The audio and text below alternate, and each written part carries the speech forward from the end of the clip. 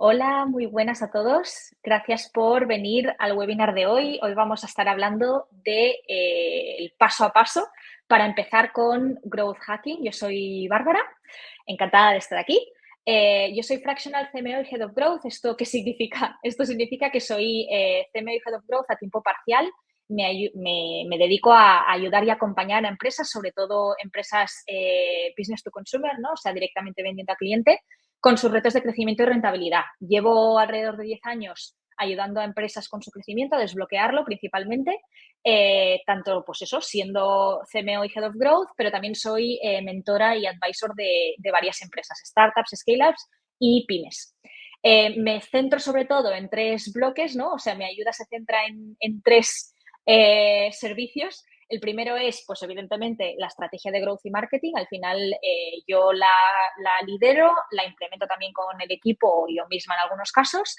Luego también me dedico o puedo ayudar con la formación de equipos de growth y de marketing, porque al final he construido a varios yo desde cero, pero también me he involucrado con equipos pues ya consolidados, ¿no? Pues hasta 50 personas. Y finalmente también hay una parte de mentorización individual para aquellos profesionales de marketing y de growth que quieran avanzar en sus carreras, no sepan muy bien exactamente cómo, o que tengan ciertas dificultades con alguna habilidad en concreto o que tengan un objetivo muy claro, pues también soy mentora individual para ayudar a potenciar ese plan de carrera y a conseguir los objetivos profesionales de cada uno. Así que sin más, no me voy a extender mucho más aquí. Hoy vamos a estar hablando claro, al final, cuando yo estaba pensando en esta guía, ¿no? Pues creo que había unos puntos muy claros que se tenían que tocar hoy. Primero de todo, tenemos pues, qué es growth, ¿no? Y qué objetivo tiene. Al final, si no sabemos qué es exactamente ni para qué sirve, ¿cómo voy a poder explicaros una guía paso a paso, ¿no? Tenéis que entender las bases para luego poder entender por qué os estoy proponiendo esos pasos a seguir. Segundo, vamos a estar hablando de quién hace growth, ¿vale? Eso también es súper importante. No es solo importante qué hace y el objetivo, sino para poder entender el paso a paso tenéis que entender quién puede hacer ese paso a paso y qué habilidades son necesarias para hacer ese paso a paso. Tercer punto que vamos a estar comentando hoy, la estrategia como tal, ¿no? O sea, ya vamos a estar un poco entrando en tema más complejo. Voy a daros algunas claves y algunos consejos sobre cómo definir la estrategia y también os voy a comentar algunos errores comunes que yo he vivido a lo largo de mi trayectoria, que ahora ya tengo identificados y os voy a comentar cuáles son para que no los cometáis vosotros. Y finalmente, pero no menos importante, vamos a estar hablando de la cultura, ¿vale? Y de la mentalidad growth, cómo se crea y también cómo se mantiene, lo más importante. No es solo crearla y luego olvidarse de que existe y de que está ahí, sino mantenerla, que es realmente lo más complejo, sobre todo a medida que va creciendo la empresa en la que estamos. Así que empezamos. Primero de todo, vamos a estar hablando del objetivo de growth, ¿vale? ¿Cómo veo yo growth y cómo creo que se debería ver growth en todas las empresas? Growth no es marketing, growth no es producto, ¿vale? Growth es un departamento, una mentalidad, una metodología en sí misma, cuyo objetivo, ¿no? O lo que hace growth es construir un modelo de crecimiento, que ahora veremos un spoiler de lo que es, ¿vale? Es construir un modelo de crecimiento que es un sistema que es repetible, sostenible y defendible, ¿vale? ¿Repetible en qué sentido? Pues que son sistemas escalables. Es un proceso, es un sistema, es una metodología que se implementa y luego se puede escalar.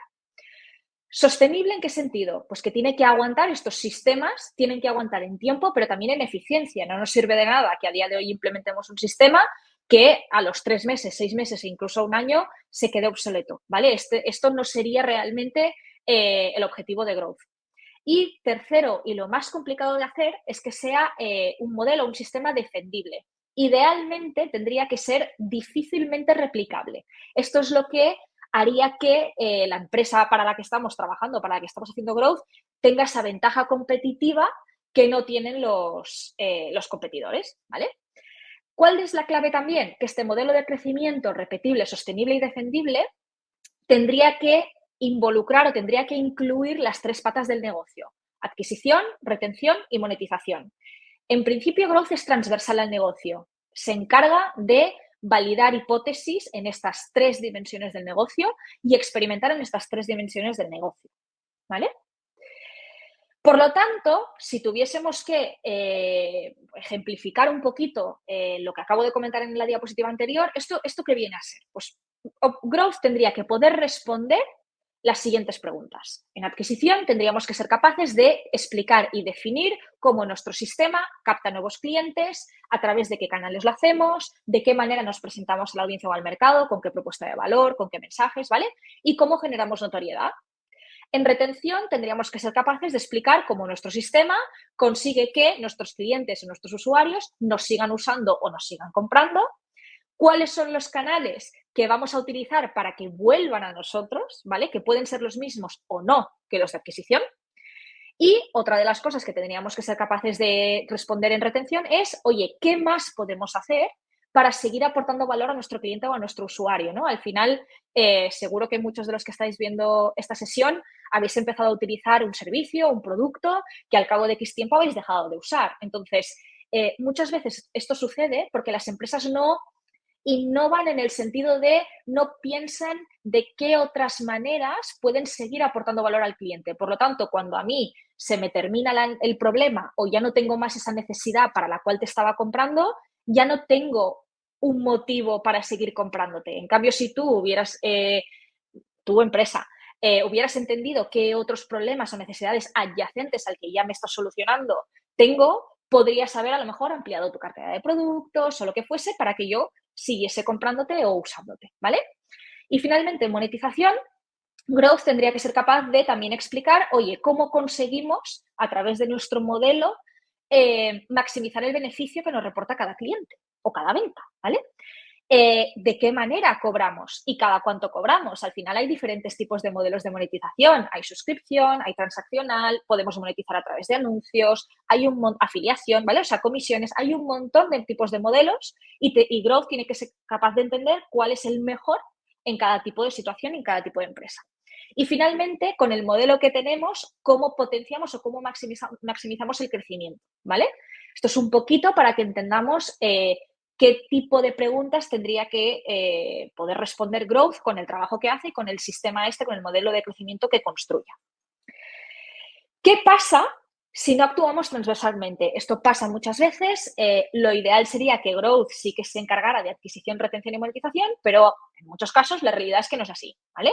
Entonces, mi consejo sería, lo primero que tendríamos que hacer es entender el área que está bajo tu responsabilidad. Oye, ¿qué te han dicho que te centras en adquisición? Bueno, pues vamos a entender adquisición, cómo funciona, qué podemos maximizar, ¿no? Entonces nos centraríamos en las preguntas de la izquierda o en poder entender y potenciar todo lo de la izquierda.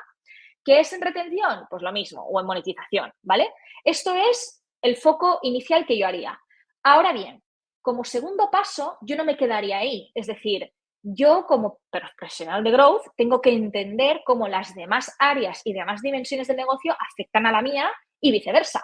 Si yo soy muy buena y mi equipo es muy bueno generando adquisición y traemos un montón de clientes, pero luego esos clientes todos cancelan o no nos vuelven a comprar nunca más, aquí tenemos un problema. Por muy bien que haga yo mi trabajo, luego este trabajo no tiene el retorno que tendría que tener.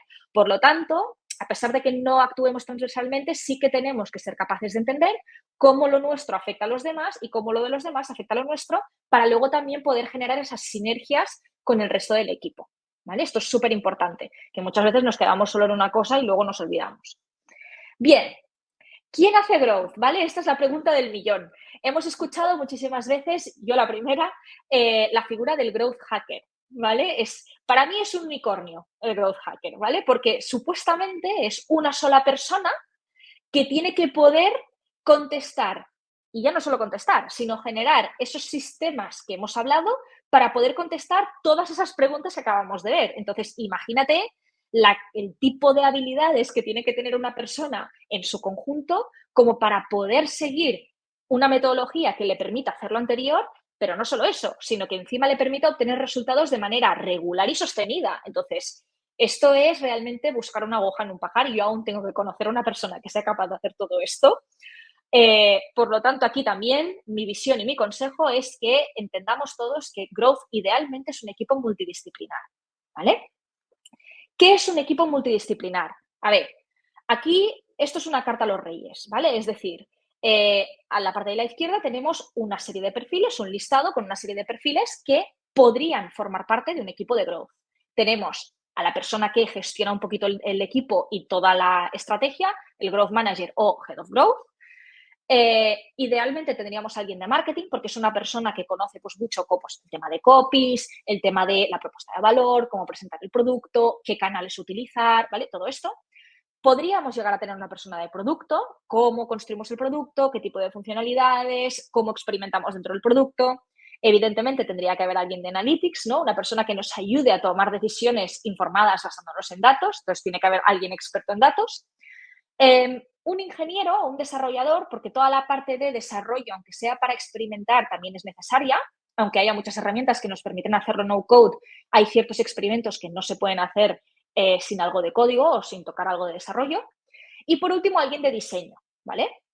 Ahora bien, esto, como he comentado, es la carta a los reyes. ¿Esto qué significa? Pues que no siempre necesitamos todos estos perfiles en nuestro equipo, ¿vale? Podemos incluso no necesitar que sean in-house. Podemos contar con perfiles más freelancers o, como es mi caso, fractional, alguien a tiempo parcial. E incluso, en función de la empresa también y de las necesidades, podemos necesitar más de un tipo de perfil y ninguno de otro tipo, o hacer como más hincapié en algunas áreas, ¿vale? Aquí un poco la moraleja, ¿cuál es? La moraleja es no te obsesiones con los perfiles como tal, sino que obsesiónate, entre comillas, en contar con los recursos necesarios, ¿vale? Más que con los perfiles.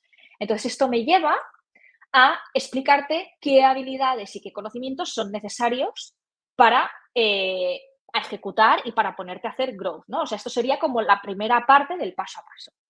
Tenemos 4 grandes bloques de habilidades que son necesarias dentro de un equipo de growth. La primera es la ejecución. No podemos hacer growth si no sabemos experimentar, si no entendemos qué tipos de canales podemos utilizar, si no sabemos productizar esos aprendizajes. Es decir, si nosotros hacemos un experimento, validamos una hipótesis y luego no sabemos coger este aprendizaje que hemos hecho y convertirlo en un proceso, en una metodología que se integre en el día a día de los equipos, aquí tampoco habremos conseguido nada, ¿vale? Entonces, esta es un poco la categoría de ejecución. Por otro lado, tenemos que ser capaces de entender al cliente. Oye, la psicología, cómo se comporta, por qué se comporta de la manera que lo hace. Tenemos que ser capaces de entender a través de datos y a través de ciertas herramientas y ciertas metodologías y técnicas las motivaciones que hay detrás de aquello que hace o deja de hacer el cliente. Y finalmente, para poder conectar con el cliente, tenemos que tener una parte de storytelling y creatividad. Tenemos que ser capaces de contar una historia, de convencerle de que nos compre, de que nos utilice, ¿vale? De que vuelva a hacerlo y de que finalmente se convierta en un cliente fiel. Tercer bloque, estrategia.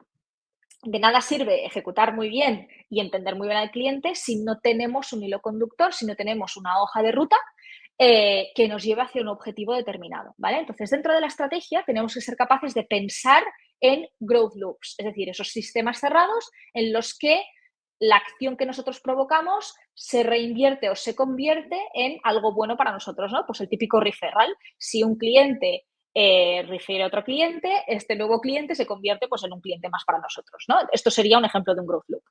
Evidentemente, dentro de estrategia tenemos que ser capaces de hacer unas proyecciones y contar con un presupuesto, distribuir ese presupuesto, ¿no? E invertirlo inteligentemente. Y finalmente, y súper importante en growth, la priorización. De nada nos sirve tener 100 ideas o 100 hipótesis a validar si no podemos priorizarlas porque es imposible que hagamos las 100 de manera paralela y a la vez. Entonces, esto es una habilidad muy, muy importante. Y por último, tenemos la categoría de comunicación e influencia, ¿vale?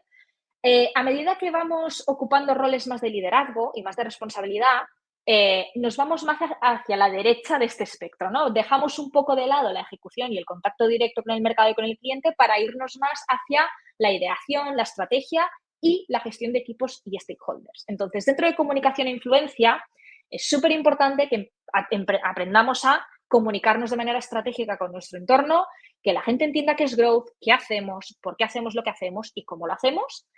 El liderazgo de equipos, evidentemente, el equipo de growth es un equipo que tiene que estar constantemente aprendiendo, iterando, ¿no? O sea, trabajando por sprints, idealmente. Entonces, es un ritmo de trabajo muy, muy, para mí, bueno, ¿no? Y motivador, pero también es estresante que si no lo gestionamos bien, pues no vamos a ningún lado.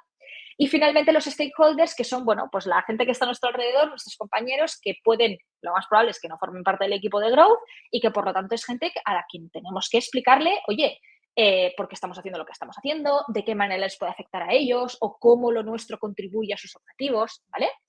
Entonces, esto es un poco la base de las primeras cosas que deberíamos hacer. Esto sería como el paso 1, ¿no? El entender, oye, ¿qué hace Growth? ¿Quién hace Growth? ¿Y qué habilidades son necesarias? Al final, el objetivo tendría que ser, o que garanticemos, que el equipo de Growth, ¿vale? La gente que se dedica a Growth, que no haya carencias dentro de este conjunto de habilidades y de competencias, ¿vale? Si hay alguna carencia, nuestro equipo de Growth cojeará por algún lado. Segundo paso, una vez hemos sentado las bases, entendemos quién tiene que estar en el equipo, qué habilidades necesitamos y por qué y cómo organizar a la gente, nos toca definir la estrategia, ¿vale? Definir la estrategia es algo mucho más complejo de lo que parece y de lo que mucha gente puede pensar, porque pasamos de tener una hoja de ruta marcada a una hoja en blanco. Entonces, en este momento es cuando nos empiezan a salir un montón de ideas, todo el mundo quiere opinar, hay un montón de puntos de foco, ¿vale? Entonces, resumiendo, nuestra estrategia debería, por un lado, definir aquello en lo que vale la pena trabajar, ¿vale? Que ya aviso que no es todo lo que se nos ocurre, ni todo lo que nos dicen, ni todo lo que podríamos hacer. Segundo, la estrategia tiene que equilibrar dos cosas, o sea, cuatro cosas. Por un lado, el corto y el largo plazo. Una estrategia que solo ataque el corto plazo es pan para hoy, hambre para mañana. Y una que ataque solo el largo plazo es que a lo mejor llegamos a este largo plazo y ya no existimos porque no hemos estado generando resultados hasta ese largo plazo, ¿vale? Pero por otro lado, hay otro equilibrio que es lo que yo llamo los small wins y los big swings. ¿Esto qué significa?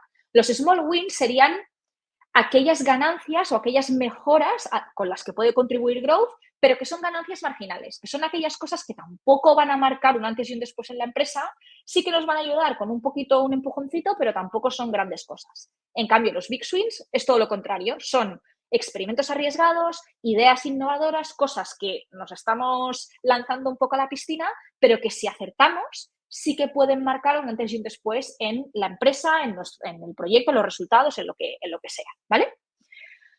Nuestra estrategia, por otro lado, y también muy importante, debería descartar aquello que o bien no aporte valor al cliente o que perjudique su experiencia, ¿vale? Al final, Growth debería tener una obsesión con aportarle valor al cliente. Nosotros estamos intentando validar hipótesis que hagan que el cliente perciba valor y que, por lo tanto, en consecuencia, facturemos más. Y por último, ya la estrategia en sí tendría que incorporar en su modus operandi el fracaso como algo normal, algo normalizado, algo de lo que aprender y no de lo que avergonzarse, ¿vale? Estos son como los pilares principales de paso a paso cómo hacer una estrategia o qué cosas debería tener tu estrategia sí o sí. Entonces, las bases de una buena estrategia son, por un lado tenemos dos bloques principales que se retroalimentan entre sí y que se trabajan en paralelo. Por un lado es el entendimiento del cliente. Tenemos que ser capaces de identificar y entender qué hace nuestro cliente y qué necesidades o problemas tiene para así nosotros poder descubrir qué canales, qué mensajes y qué experiencias tenemos que darle a ese cliente para satisfacer esas necesidades o solventarle esos problemas, ¿vale? Ese aporte de valor que te estaba comentando hace un minuto. Pero por otro lado, esto no significa hacer lo que el cliente quiera. No nos podemos olvidar de que tenemos un negocio, tenemos que facturar, ¿vale? Y tenemos que medir si lo que estamos haciendo está dando resultados o no está dando resultados. Entonces, por un lado, esto nos sirve para ver si estamos creciendo o no, pero también nos sirve para encontrar oportunidades de crecimiento y restricciones, cosas que no nos están permitiendo crecer como nosotros querríamos, ¿vale? Entonces, si nosotros tenemos estas dos bases claras y las trabajamos correctamente, esto nos da información. Información que hace que lleguemos a trazar unas hipótesis. Oye, pues nosotros creemos que si hacemos esto, sucederá esto porque esto y lo otro. Esto nos lleva a trazar experimentos. Con las hipótesis que tenemos, vamos a experimentar. Y una vez validemos algunas de estas hipótesis, es momento de optimizar. Oye, este experimento ha funcionado, hemos validado que esta hipótesis es correcta, vamos a incorporar esto en el día a día, en los procesos, en la metodología o como una vertical, un producto más, una funcionalidad más y vamos a optimizarlo, ¿vale? Mientras que experimentar es entender qué funciona y qué no, optimizarlo es mejorar la velocidad y el impacto de esos aprendizajes, ¿vale? Con procesos más eficientes. Una vez nosotros consolidamos algo que ya hemos validado, eso ya tira y ya podemos centrarnos en seguir experimentando y validando otras hipótesis. El primer error que hacemos muchas veces aquí es no entender al cliente, ¿vale? Para entender al cliente y para saber qué necesita, yo suelo utilizar un poco esta imagen, este diagrama, porque me ayuda mucho a entender qué es lo que tengo que hacer, ¿vale? Entonces, si nosotros lo que queremos es saber qué está haciendo el cliente, nos encontramos de la mitad hacia arriba, nos encontramos en los cuadrantes de comportamientos, entender qué comportamiento tiene el cliente. Si queremos entender el comportamiento a nivel cualitativo, nos vamos a ir a técnicas de observación. Vamos a utilizar mapas de calor, vamos a utilizar grabaciones de sesiones, incluso test de usabilidad. Si lo que queremos entender es qué hace a nivel cuantitativo, volumen, nos vamos a ir a testear un A/B test multivariable, incluso un beta test. Ahora bien, si lo que queremos es entender por qué hace esas cosas que estamos observando o lo que está haciendo, esos comportamientos, tenemos que entender las motivaciones, el motivo, el porqué detrás de esos comportamientos. Y entonces ahí ya nos vamos a la mitad inferior de este rectángulo, donde vamos a ver las actitudes. Si queremos saberlas desde un punto de vista cualitativo, tenemos que conversar mediante entrevistas, focus groups, incluso aprovechar las llamadas propias de ventas. Y si queremos más la parte cuantitativa, nos iremos a encuestar. Podemos utilizar nuestros propios canales, tengamos una web, tengamos una app, o distribuir encuestas mediante pues, canales pues, como email marketing, incluso redes sociales. ¿De acuerdo? Aquí, ¿cuál es el problema? Que muchas empresas se quedan en la parte superior de este rectángulo, ¿vale? Todos conocemos los test A/B, todos conocemos los mapas de calor, todos conocemos herramientas como Optimize en su momento, ¿no? Hotjar, todas estas las conocemos, las utilizamos de manera normal y regular. Ahora bien, muchas empresas obvian por completo la parte inferior y, por lo tanto, nos quedamos que sabemos qué hacen los clientes, pero no sabemos el por qué. Si no lo sabemos, en ese momento, el número de opciones que nosotros tenemos para solucionar aquello que estamos viendo que no está funcionando muy bien y el listado de experimentos que podemos hacer, ¿vale? De nuevo, necesitamos pasar de una hoja de ruta que ya nos dan hecha a crearla nosotros. Si no sabemos el porqué de estos comportamientos de los clientes, esa hoja de ruta se nos va a llenar de infinidad de posibles experimentos y posibles opciones a testear y a probar. Eso no es un sistema ni sostenible ni eficiente en tiempo, porque evidentemente no va a traer resultados, ¿vale? Aquí quiero hacer un apunte porque muchas veces cuando yo trabajo con proyectos, a mí muchas veces me dicen, no, Bárbara, nosotros sí que lo sabemos. Estamos en el sector desde hace mucho tiempo, hacemos esto desde hace mucho tiempo, no nos hace falta ni hablar con la gente, ni encuestar, ni nada de nada. Esto, sintiéndolo mucho, es lo que se llama el sesgo de confirmación, ¿vale? El ser humano tiene tendencia, porque somos así, a buscar, a interpretar, favorecer e incluso recordar información que apoye lo que nosotros consideramos, ¿vale? Entonces, hay muchos modelos o muchos documentos que ya se nos dan hechos, ¿no? Como, por ejemplo, esto es una captura de pantalla de un documento que tengo yo, que me lo descargué un día de no me acuerdo dónde, que tiene incluida muy bien una línea de el objetivo del cliente. Es decir, yo mapeo mi funnel, veo dónde tengo los problemas y pongo el foco ahí, centrándome en cuál es el objetivo de mi cliente en ese momento. Fenomenal. Pero claro, aquí mi pregunta es, ¿realmente lo que ponemos en esta casilla lo sabemos a ciencia cierta, a base de datos e información objetiva? ¿O asumimos que sabemos que lo que ponemos en esa casilla es lo que es debido a nuestro sesgo de confirmación? Entonces, siempre que pienses, no necesito hablar con el cliente, no necesito preguntarle nada, porque yo ya lo sé, te animo a que recuerdes este sesgo de confirmación y que, oye, que si luego validas que tenías razón, fenomenal. Pero imagínate que no. Te habrás ahorrado mucho tiempo y muchos disgustos de probar muchísimas cosas que realmente eran inútiles. ¿Por qué? Porque cualquier optimización y cualquier experimento nunca va a mejorar una página, un producto, un anuncio o lo que sea que no responda a las expectativas y objetivos de tus clientes. Por mucho que tú experimentes, por mucho que tú optimices, no vas a ver resultados. Esto es un ejemplo clarísimo. Esto es un proyecto en el que estuve trabajando yo hace un tiempo. Era una empresa de maquillaje que se lanzaron a hacer skincare también, ¿vale? Productos para pues, cosmética, cremas, limpiadores y todo esto. La marca había probado de todo, descuentos, había hecho packs de estos productos, había destacado la vertical en la página web como la primera cosa en lugar del maquillaje, que era su vertical más potente, había hecho anuncios e iteraciones sobre esos anuncios, había lanzado más productos de skincare porque pensaban, vale, a lo mejor los que hemos lanzado no son los correctos, vamos a hacer otros. Habían mandado comunicación regular a través de mail, a través de un montón de cosas de skincare y nada funcionaba. No conseguían vender. Bueno, sí vendían, pero 4 unidades. O sea, ni estaban llegando a los objetivos, ni se estaba cumpliendo el plan que ellos tenían previsto, ¿no? Yo, cuando empecé a trabajar con ellos, les convencí de hablar con la gente y las entrevistas las hice yo, porque al final ellos no sabían, entonces para agilizar un poco el proceso lo hice yo.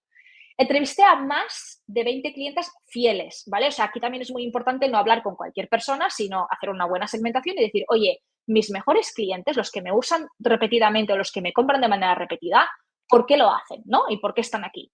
Entonces, a través de estas entrevistas, lo que descubrimos fue que la mayoría de clientas fieles, ¿vale? Estábamos usando una segmentación RFM, compraba y repetía por un motivo clarísimo que la empresa no sabía, no eran conscientes de ello y que, por lo tanto, al no ser conscientes de ello, no explotaban ni aprovechaban con su estrategia. Y el motivo era que los productos de maquillaje de esta empresa no provocaban irritaciones ni efectos nocivos, digamos, a pieles con problemas tipo rosácea, manchas, pieles sensibles, irritación. Entonces, muchas clientas fieles venían y se quedaban por este motivo y, por lo tanto, claro, ¿qué pasaba? Que la línea de skincare no seguía ese camino. Los productos de skincare no estaban pensados para gente con piel sensible, con rosácea. Entonces, al final no les iban bien y su gran base de datos, que era gente súper fiel, no era cliente de la vertical de skincare. Entonces, bueno, a raíz de ahí hicimos una reestructuración, pensamos en las fórmulas de los productos, en la propuesta de valor y todo, y a partir de ahí sí que empezó a arrancar. Pero para que veas un ejemplo de qué puede suponer una falta de entendimiento de tu cliente, ¿vale? Segundo error, no mides tu negocio, o bien porque no tienes suficientes datos, o bien porque los datos que tienes no son correctos. Y por lo tanto ahí no hay manera de experimentar ni de optimizar, porque te estarás basando siempre en la intuición. Entonces, primero de todo, antes de ponerte a hacer cualquier cosa, fíjate en si, por favor, se puede hacer una arquitectura de datos que tenga algo de sentido, ¿vale? No tiene por qué ser nada complejo, simplemente algo que tú puedas hacer seguimiento de tus métricas principales de una manera que sea coherente y que sea correcta, porque si no, todo el resto de este proceso se va a complicar muchísimo. Y el tercer error es cuando sí que puedes, a lo mejor ya entiendes al cliente, incluso mides el negocio, ¿vale? Y todo esto, muchas veces tenemos problemas con la priorización, con entender en qué vale la pena trabajar, si lo que estamos trabajando es lo correcto y es lo que podría generar más impacto, ¿vale? Entonces, en este punto, hay una cosa muy importante que no mucha gente sabe y es los diferentes tipos de experimentos que existen. Es decir, cuando nosotros estamos intentando validar ciertas hipótesis, mucha gente ¿qué hace? Prioriza con el método RICE, ¿no? El REACH, bueno, o ICE, el impacto, la confianza y el esfuerzo, ¿vale? ¿Qué sucede? Que si somos conservadores y nos quedamos con aquello que suponga poco impacto y poco esfuerzo, normalmente nos quedamos con la parte de la izquierda, que son experimentos más iterativos. Bueno, pues hacemos algunos cambios en los copies, hacemos algún cambio en la interfaz, algún cambio en las acciones que estamos haciendo a día de hoy, pues optimizamos alguna cosilla, ¿vale? ¿Esto está mal? No, no está mal. Simplemente tienes que saber que esto forma parte de la optimización y esto te va a dar las ganancias marginales de las que estábamos hablando al inicio, que la estrategia tiene que balancear las dos cosas, ¿no? ¿Qué pasa? Que normalmente si queremos hacer cosas que tengan un potencial impacto bastante alto, eso suele ir acompañado de un esfuerzo bastante alto también. Y no solo eso, sino que cuanto más nos alejemos de la zona de confort, menos confianza vamos a tener con que eso pueda salir bien o no pueda salir bien, ¿vale? Entonces, aquí nos vamos en el otro rango del espectro, los experimentos más disruptivos, pues nuevos productos, nuevas verticales de productos, incluso nuevos modelos de monetización o nuevos mercados, nuevas audiencias, ¿vale? Nuevos canales. Esto el esfuerzo de validar algo así es mucho mayor que el esfuerzo de cambiar un copy, pero el potencial impacto que puede tener esto es mucho mayor también. Entonces, aquí ya estamos hablando de innovación, ya estamos hablando de buscar y de encontrar nuevas palancas de crecimiento, ¿vale? Y en medio tenemos, bueno, pues algo que está ahí 50-50, ¿no? Los cambios que son sustanciales, que pueden ser, pues, por ejemplo, nuevas funcionalidades o nuevos flujos, nuevas automatizaciones, incluso dentro del mismo producto que ya tenemos o e-commerce que ya tenemos, nuevas experiencias, ¿vale? Entonces, esto es importante que lo sepas porque al final, si siempre nos quedamos con bajo esfuerzo porque no tenemos recursos, porque no tenemos tiempo, etcétera, lo que suele suceder es que nos quedemos implementando solo las best practices, aquello que hace todo el mundo, ¿vale? Yo suelo decir que cuando algo se convierte en una best practice es que ya no funciona, ¿vale? Porque al final lo ha hecho tanta gente que ya llega un momento en el que ya todo el mundo lo hace, ya no es nada novedoso para el cliente, ya todo el mundo se lo sabe, ¿no? O sea, por ejemplo, el típico poner el envío gratis justo al lado del CTA en la página de producto, en un e-commerce. Esto antes era novedoso, ahora lo hace todo el mundo. De hecho, lo hace tanta gente que si no lo tienes, el cliente desconfía y ya no te compra porque ya no se fía de que tengas envío rápido, ¿vale? O envío gratis o lo que sea. Entonces, ¿cuál es mi punto aquí? Que una metodología como el impacto, el esfuerzo y la confianza es, sinceramente, son elementos que no dejan de ser subjetivos, ¿vale? Y muchas veces son difíciles de cuantificar. Yo te animo a que intentes cuantificarlo, ¿vale? El impacto se puede cuantificar, por ejemplo, y el esfuerzo también, pero no deja de ser algo, bueno, pues un poco con la práctica puedes mejorar, pero no deja de ser algo subjetivo. Entonces, ¿esto qué significa?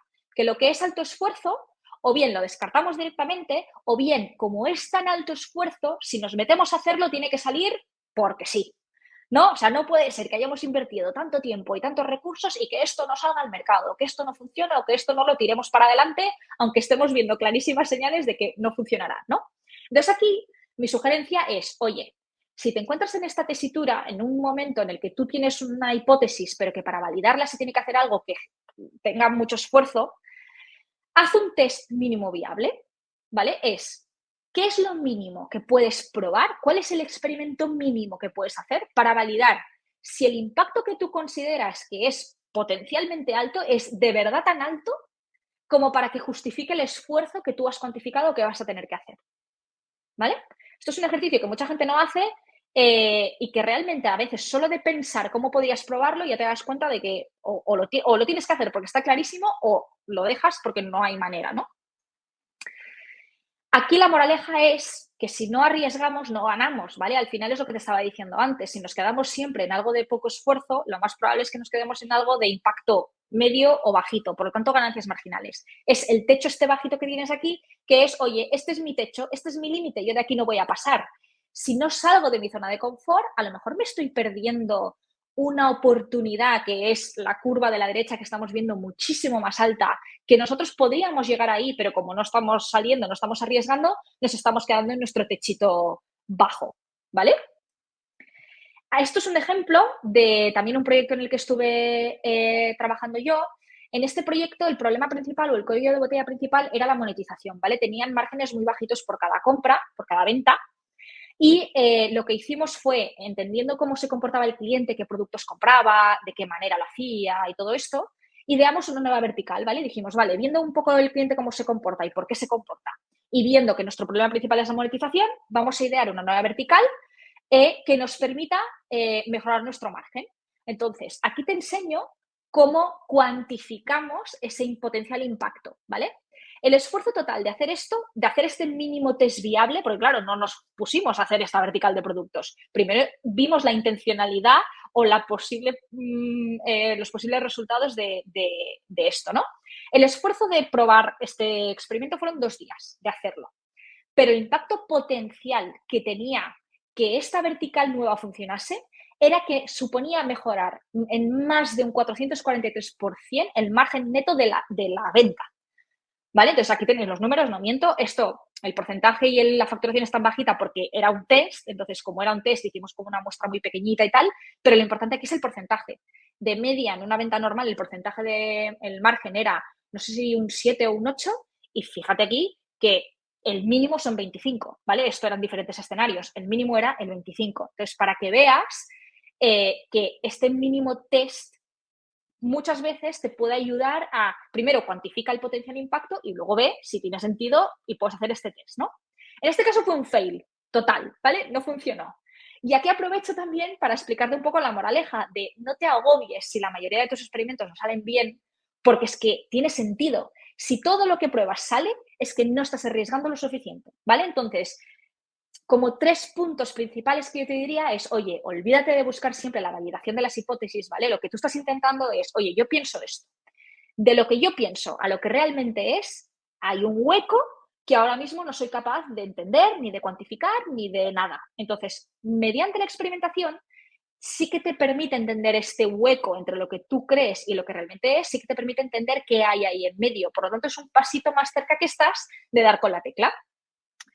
¿Qué más puedes hacer si fallas? No pasa nada. Haz sesiones retrospectivas. Es decir, aprende, compártelo, no pases de un experimento a otro sin más. Analiza qué ha pasado, entiende qué ha pasado y por qué y qué puedes hacer para aprender de ello. Y sobre todo no lo compartas solo con tu equipo de growth, sino compártelo con los demás, ¿vale? Un poco lo que hemos visto antes de las habilidades de comunicación estratégica. Y finalmente, eso es lo más difícil de hacer, creo yo, es no te des por vencido o por vencida. O sea, al final, de esto va growth, ¿vale? O sea, con lo aprendido, decide si puedes iterar, si vale la pena seguir probando o si ya no, ya está, ya has probado esta vía, no funciona, vamos a por otra cosa con el aprendizaje que has obtenido. Esto es un resumen de lo que sí que deberías hacer con la estrategia y lo que no deberías hacer, ¿vale? No voy a ir punto por punto, pero básicamente las cosas de la izquierda es, oye, identifica dónde tienes el punto de fricción, pide los recursos, que no te dé miedo a pedir los recursos que necesitas, no te fijes solo en el crecimiento, fíjate en la rentabilidad también, ¿vale? Recuérdate que nuestro objetivo es crear sistemas que sean sostenibles en el tiempo, ¿vale? Y si no, algo no es rentable, pues en algún momento dejará de ser sostenible. Y sea ágil, ¿vale? O sea, he destacado como los 2 o 3 más importantes. Y de la derecha, lo más importante que considero, no te bases en la intuición, ¿vale? Que algunos experimentos se puedan no basar al 100%, pero que sí que pueden tener un componente de intuición, eso es perfectamente normal y lógico y no está mal, pero no te bases solo en eso, o al menos no lo hagas de manera regular. No experimentes teniendo como objetivo la facturación, ¿vale? Porque al final, por ejemplo, es muy fácil facturar más subiendo precios. Y tú puedes hacer un experimento subiendo precios. Pero ¿es eso realmente algo que a lo mejor en algunos casos sí, yo lo he hecho. Yo he hecho experimentos de precios y no ha pasado nada, pero no siempre es así. Es decir, si siempre tenemos que recurrir al precio, eso es que en algún momento no le estamos entregando valor al cliente. O sea, habrá momentos en los que no tiene sentido subir el precio, solo es porque nosotros queremos cobrar más, ¿vale? Pero no porque el producto realmente esté aportando más valor del que llevaba antes, ¿vale? Y nada más, al final esto es un poco lo que yo destaco de lo que tienes que hacer y lo que no, paso a paso en la estrategia. Y finalmente la cultura growth, ¿vale?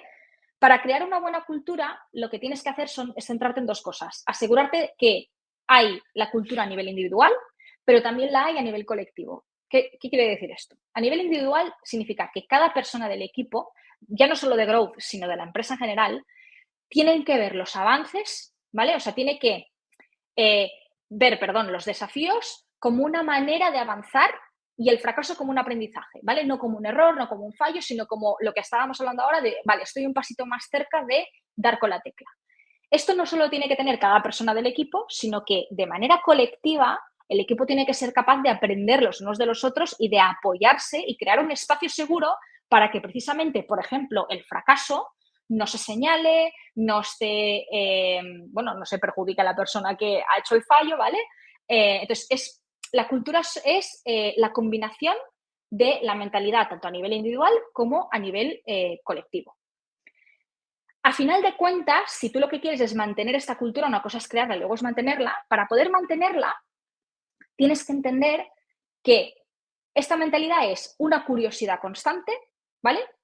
Y que el equipo tendría que ser capaz siempre de estar pensando, oye, ¿cómo crece mi empresa o producto? ¿Qué puedo hacer mejor hoy para crecer mejor mañana? ¿Vale? Entonces, si lo que quieres es ir potenciando esta mentalidad y que no la perdáis, tienes que potenciar o tienes que asegurarte tú como individual o si eres líder de un equipo, que estás siempre potenciando la curiosidad constante. Oye, preguntaros los porqués, ¿por qué esto? ¿Por qué lo otro? Acuérdate de lo que hemos hablado con el cliente. No es suficiente solo con entender qué está haciendo, sino que muchas veces es necesario saber el por qué.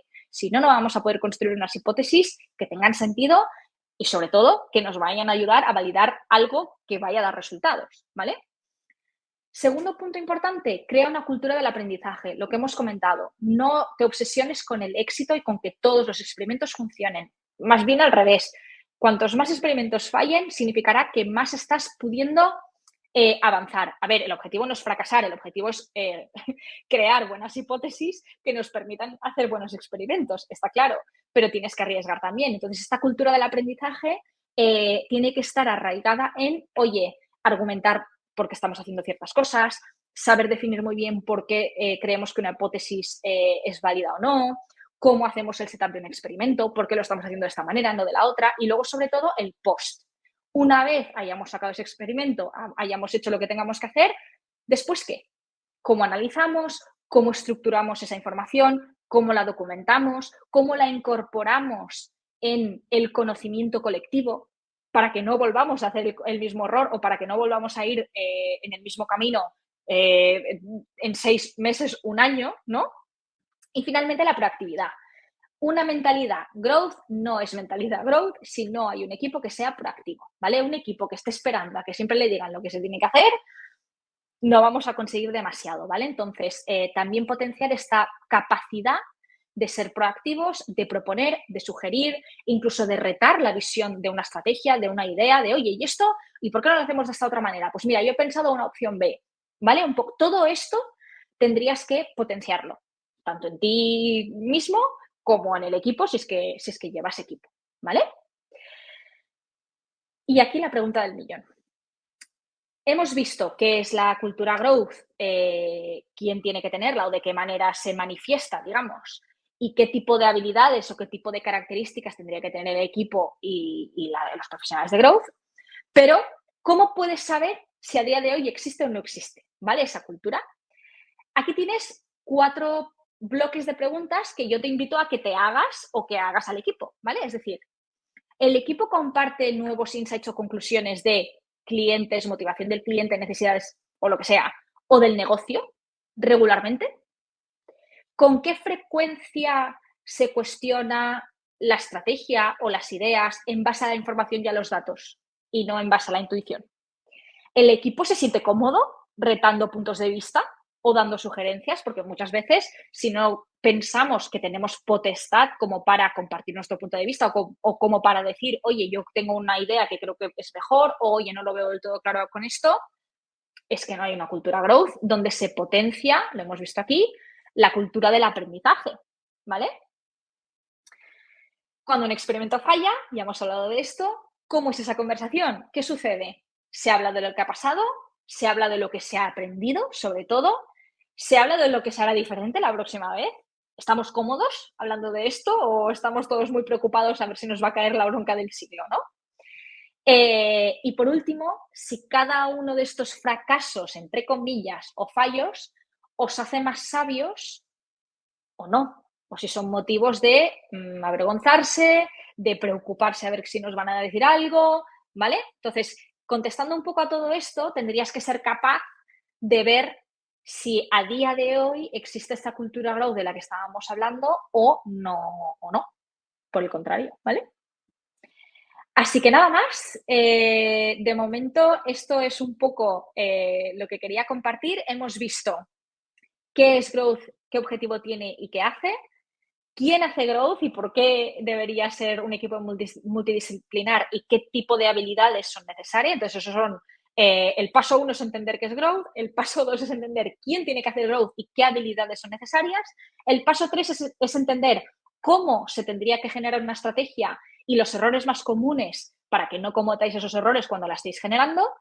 Y el paso 4 es cómo crear esa cultura, ¿vale? Por muy buenos que seáis en habilidades, por muy buenos que seáis en estrategias, si no tenéis esa mentalidad, esa proactividad, esa capacidad de aprendizaje, ¿vale? Un poco todo lo que hemos estado viendo, todo lo anterior pierde fuerza, ¿vale?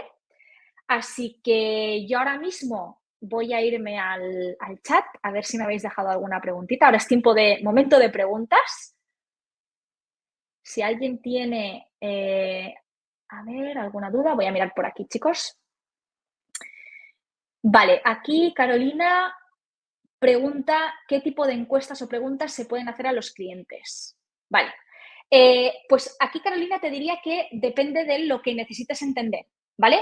Por ejemplo, yo ahora mismo estoy trabajando con un proyecto que hemos lanzado al mercado hace pues 2 semanas y estamos teniendo un problema, ¿vale? El problema es que estamos consiguiendo muy buenas métricas a nivel top of funnel, es decir, mucho interés, mucho tráfico a la web, muchas visitas, la gente está navegando y tal, pero la gente no está comprando, ¿vale? Entonces, yo sé qué está pasando, pero no sé por qué está pasando. Entonces, ahora mismo lo que estoy planteando es de qué manera podemos interactuar con esas visitas a la web para conseguir información. ¿Quiénes son? ¿Qué vienen a buscar? ¿Con qué objetivo? Porque a lo mejor si me doy cuenta de que todo el tráfico viene solo a chafardear, pues a lo mejor es que la estrategia que estamos siguiendo para captar ese tráfico no está lo suficientemente bien hecha como para atraer al tráfico que sea el que tiene que ser, ¿vale? O a lo mejor la propuesta de valor de los anuncios que estamos utilizando no son los correctos. Entonces, por ejemplo, yo voy a probar con una especie de chatbot que me permita automatizar unas interacciones para preguntar estas cosas. ¿Quién eres? ¿Y qué vienes a buscar? ¿Y qué producto te interesa? ¿Vale? Porque hay varios productos. Y luego, evidentemente, sí que hay unas guías para hacer cómo hacer buenas preguntas, en qué momento preguntar qué cosas, ¿vale? Al final, por si os interesa, y aquí os voy a hacer un poco de spam, yo tengo un curso sobre esto, ¿vale? Que es precisamente un curso en el que se habla de investigación para entender al cliente. Entonces, es un curso que dura 3 tardes, un par de horitas cada tarde, en el que nos metemos de lleno a ver las diferentes metodologías de encuestas, entrevistas, cómo hacer un buen guión, cómo generar un flujo de feedback del cliente de manera automatizada, ¿vale? Todo esto, si queréis más información, al principio tengo el QR que podéis aquí escanear para ir a mi LinkedIn. Si me queréis agregar a LinkedIn y me escribís por ahí para que os dé la información, os puedo dar la información sin problema. Profundizamos muchísimo más en esto. Vale, ¿qué más? Por aquí nos preguntan qué ejemplos de tácticas concretas me han resultado más impactantes. A ver, esto pues depende muchísimo, depende mucho del tipo de negocio y del tipo de problema que estemos viendo. Por ejemplo, yo hacer un cambio en un copy en anuncios precisamente ha supuesto una disminución del CAC descomunal, pero también he llegado a hacer pruebas con modelos de monetización, que es muchísimo más complejo, porque el problema estaba ahí. Entonces, depende mucho de dónde vosotros entendáis que está el cuello de botella y dónde poner un poco el foco, ¿vale? O sea, esto es un poco complicado sin tener un ejemplo concreto. Lo siento, no poder daros más detalles, ¿vale? Vale, si recomiendo alguna web o cuenta, vale. A ver, yo soy muy activa en LinkedIn, yo estoy muy activa en LinkedIn. De momento no tengo web, me la estoy creando, ¿vale? Pero en LinkedIn soy súper activa. Os he dejado, aquí seguís teniendo el QR. Comparto muchísimo sobre growth, también sobre marketing, porque al final yo tengo también bastante experiencia en marketing, pero bueno, derivé hacia growth, ahora soy más growth que marketing, pero hablo bastante de todo esto, publico 3 veces a la semana también, así que por ahí podemos conectar y si queréis recomendaciones más concretas podemos hablar también por privado y os puedo recomendar algunas newsletters que sigo y alguna gente que yo también sigo, evidentemente yo también sigo a personas referentes del sector. Vale.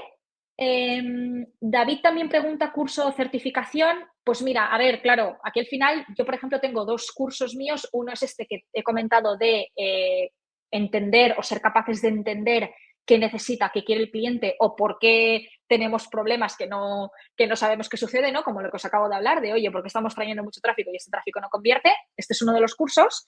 Pero luego el segundo, que de hecho justo ahora en 10 minutillos tengo clase, es el modelo de crecimiento, ¿vale? Es entender qué métricas tenemos que medir y cómo las tenemos que medir.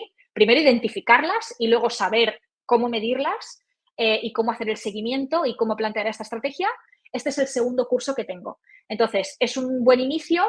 Si queréis algo más complejo, pues evidentemente IEBS, ¿vale? Yo soy profesora también en el máster de Growth de IEBS, yo doy el módulo de dirección de proyectos de experimentación, así que ese máster también os lo recomiendo bastante porque sobre todo veis pues un poco todas las patas, ¿no? Todas las habilidades que hemos ido viendo de experimentación, conocimiento del cliente, etcétera, etcétera, todo eso también lo cubrís con el máster de IEBS y a mí me veréis en el módulo 10, creo que es, de dirección de proyectos.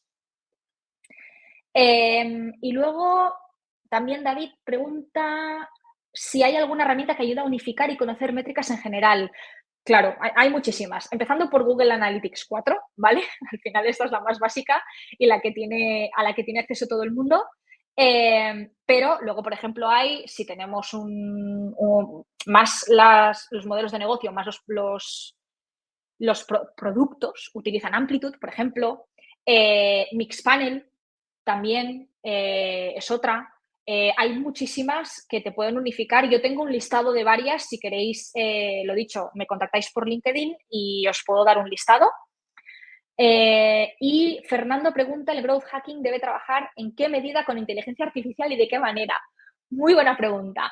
Muy buena pregunta y de hecho yo ahora mismo estoy incorporando varias herramientas, pero no por el hecho de incorporarlas y ya, sino porque tengo unos retos a día de hoy con ciertos clientes y con ciertas cosas que quiero hacer, que con los recursos que tengo a día de hoy y ya por un tema de agilidad, ¿no? Que al final lo que tenemos que procurar es ser ágiles con lo que estamos haciendo, por un tema puro y duro de agilidad, estoy probando si con herramientas de inteligencia artificial soy capaz de obtener el mismo resultado o muy bueno, pero de una manera mucho más eficiente y mucho más ágil. Por lo tanto, ¿en qué medida? En la medida que te facilite a ti ser más ágil y poder avanzar más rápido con tus aprendizajes.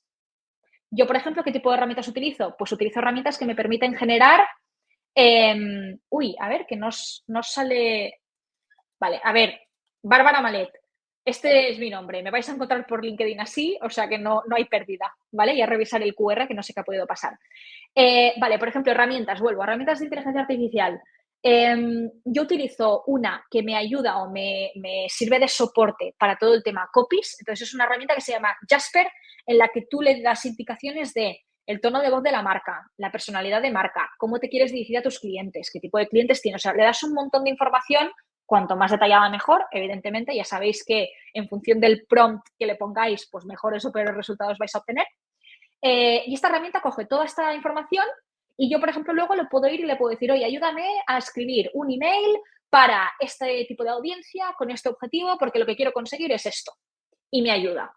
¿Lo utilizo tal cual? No. Yo luego lo reviso, lo retoco como lo tengo que retocar y luego puedo utilizarlo o no lo puedo utilizar. Pero sí que me ayuda a agilizar que no si yo tengo una hoja en blanco delante y ahora tengo que empezar de cero a generar, pues imaginaos, si tengo que hacer un email no pasa nada, pero si tengo que hacer 50 emails o tengo que hacer 10 porque estoy haciendo diferentes automatizaciones y diferentes flujos, me puede llevar un día entero hacer todas esas automatizaciones si tengo que hacer el contenido original desde cero, ¿vale? Otra que estoy probando se llama Ad Creative, que es una aplicación, justo he empezado a probarla ayer, que espero que me ayude a crear anuncios en masa, pero con directrices mías. Es decir, yo decirle, oye, esta imagen de producto, quiero este tipo de visual, quiero este tipo de formato, quiero tal, y entonces, en teoría, la herramienta lo que me hace es, me genera en masa pues un montón de anuncios que yo luego puedo elegir, vale, pues este me ha gustado, venga, genérame más similares a estos. Y aquí, pues imaginaos las horas y el tiempo que te ahorras en generar el diseño, el copy también, formatear ese diseño con el formato que quieras, que si es stories, que si es el feed, que si es lo que sea, ¿vale? ¿Y qué más estoy probando? Había otra que estoy probando también, bueno, ChatGPT, evidentemente, esto no hace falta que lo diga, pero luego había un par más, ahora no recuerdo, pero una era generación de imágenes como si fuese para generar pues, los típicos bodegones para poner en página de producto, web o visuales sin tener que hacer un shooting como tal, ni contratar fotógrafo, ni nada así. Esta aún no la he probado, he estado toqueteándola con algunas chorradas, pero también la voy a probar esta semana. Es que esta semana ya es casualidad porque estoy incorporando un montón para que me ayuden a agilizar precisamente el trabajo de un par o tres de clientes Y ya os contaré a ver qué tal, pero os animo a que incorporéis inteligencia artificial siempre y cuando os ayude a mejorar la velocidad con la que podáis sacar esos experimentos sin perjudicar la calidad, ¿vale? O sea, al final de nada nos sirve utilizar inteligencia artificial para luego sacar un churro de experimento. Entonces, mientras no os afecte en ese sentido y os ayude a agilizar el trabajo, bienvenida a esa inteligencia artificial, por supuesto, siempre revisando lo que nos da y retocando como toca desde la parte más humana, que al final sigo pensando que una herramienta nunca va a hacer las cosas 100% como nos gustaría. Pero vaya, dedicarle 5 minutos a revisar comparado con dedicarle a 2 horas a crear de cero, la cosa cambia, ¿vale? Así que nada más, si no hay más preguntas, lo dejaremos aquí. Ya tenéis acceso para que me agreguéis a LinkedIn los que queráis y podamos seguir la conversación por ahí. Si alguien tiene interés en los cursos, os puedo dar información sin ningún problema.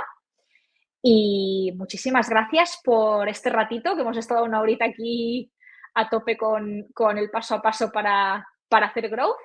Y nada más, espero hablar con algunos de vosotros o con todos por LinkedIn y nos vemos pronto. ¿Vale? Muchísimas gracias a todos. Adiós.